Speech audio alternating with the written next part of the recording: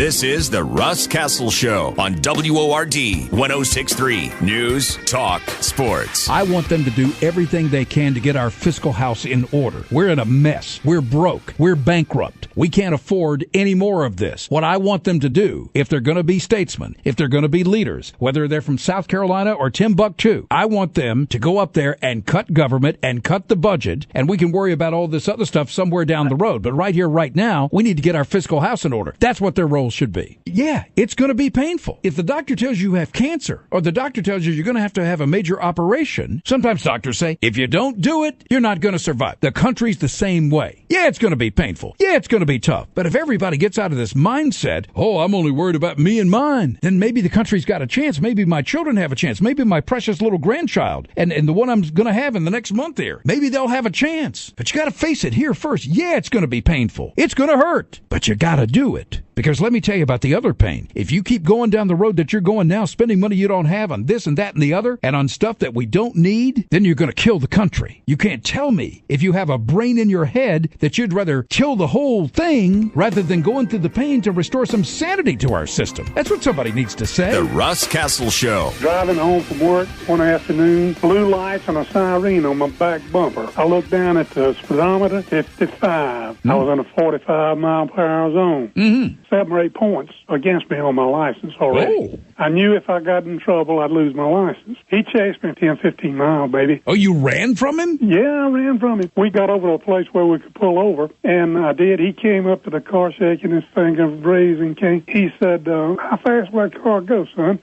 And I said, officer, you got to, excuse me, I got 8 points on my license. Please don't take away. My job is all the way across town. Did that work? I can't work.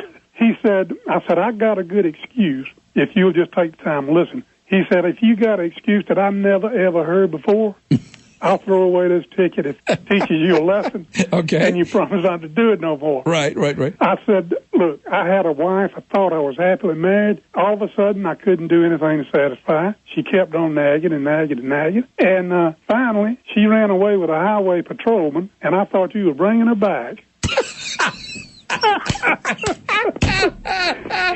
He laughed and balled the ticket up, put it in his pocket. I came home. That's a good one. The Russ Cassell Show. This caller about a 14-foot tiger shark caught off right there at the beach at North Myrtle Beach, in case you're headed down that way for vacation. It was about the shark. I went to Myrtle Beach about 9 years ago, and it was while I was still single, and I'd been in the Navy, and I've been an avid saltwater fisherman my whole life, so I wouldn't go past my ankles either into the water, and just like you on that. And I got coerced out about neck deep out by this young harlot, out neck deep in the water, jumping waves. A young harlot? Yes. you know, Eve is the only one that can really tempt a man, so I had a young Eve with me. And she coaxed me out about neck deep out in the water, and I'm jumping waves. And we seen a bunch of mullet come by, and they were jumping out of the water. And I knew something was wrong. Right. 2 seconds later, a 5-foot bull shark swam between me and her. Oh, my word. And you were like Jesus. You were walking on that water. You're right. I left her in the water, actually. I got out long before she did. That's I wasn't very a man manly. about it. That's very manly. I wasn't a man about it. Leave her to the shark. But I went up to a lifeguard, and I told him, I said, a 5-foot bull shark just swam past me out there. And he made perfect sense when he looked straight at me and said, it is the ocean. Well, that's true. Hey, listen, last question, Mark, because I got to go. If she was a harlot, what does that make you? That makes me single. Oh, word.